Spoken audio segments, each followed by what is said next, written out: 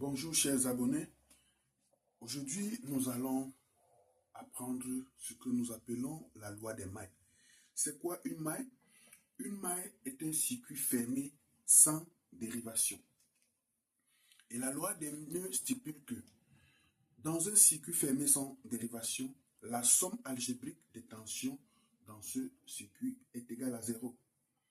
Somme algébrique, pourquoi? Parce qu'il y aura des sens de tensions positives et des tensions négatives. La somme de ces tensions va nous ramener au 0 volt. Si je vous présente ce circuit, voici un générateur. La tension est orientée comme ceci. Ce générateur va produire un courant électrique et au bord de la résistance, le courant et la tension vont s'opposer. La même chose ici. La même chose, parce que le courant va arriver dans ce sens-ci et la tension va s'opposer. Le courant arrive, la tension s'oppose. Nous pouvons appeler ceci U1, U2, U3, U4. Nous devons donner un sens de parcours de la maille. Voilà, un sens de parcours de la maille. En appliquant la loi des mailles, lorsque je rencontre le pied de la flèche, cette tension est comptée positivement.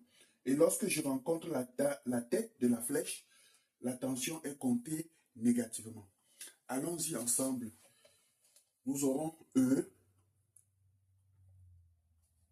moins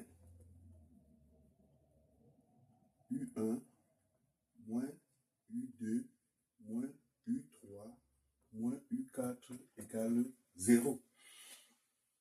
Ça veut dire que E sera égal à U1 plus U2 plus U3 plus U4. Vous voyez que la tension produite par le générateur correspond à la somme des chutes de tension aux bornes de chaque résistor. Si nous voulons faire une application numérique pour répondre en utilisant la loi des mailles, déterminer l'intensité du courant dans le circuit et en déduire la tension aux bornes de R3.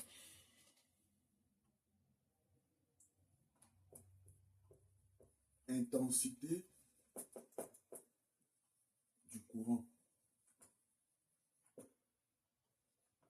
dans le circuit.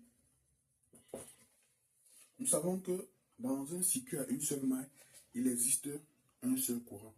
Donc, on parle de l'unicité du courant dans un circuit série. Nous savons qu'au bornes d'une résistance, la loi nous permet d'écrire U sera égal à R fois I. En appliquant cela à ce schéma, nous aurons E égale à R1I plus R2I plus R3I plus R4I. E égale I facteur de R1 plus R2 plus R3 plus R4. Finalement, I sera égal à E divisé par la somme des résistances. R1 plus R2 plus R3 plus R4. Application numérique. I va nous donner 12 volts sur R1, 2 plus 1 plus 4 plus 5. I sera égal à 12 divisé par 12, qui correspond à 1 ampère. L'unité de mesure de l'intensité du courant est le ampère. On nous demande d'en déduire la tension au bornes de R3. Ça veut dire que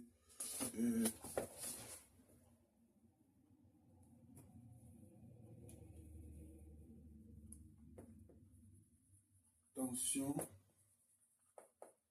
aux bornes de R3. Nous savons que UR3 sera égal à R3 fois I. Application numérique, UR3 sera égal à R3. Nous avons 4 fois 1. UR3 égale à 4 volts. Merci, chers abonnés. Pour ceux qui ne sont pas encore abonnés à ma page, faites-le, likez, partagez, écrivez vos avis en commentaire. J'aimerais poser une question, celle de savoir s'il arrivait que la valeur de R2 change. S'il arrivait que la valeur de R2 augmente, en supposant que R2 égale à, nous avons R2 égale à 1 ici, R2 égale à 3 ohms. Quelle sera l'influence de cette valeur sur l'intensité du courant dans le circuit? Donnez-moi la nouvelle valeur du courant en commentaire. Merci, likez, abonnez-vous et à la prochaine.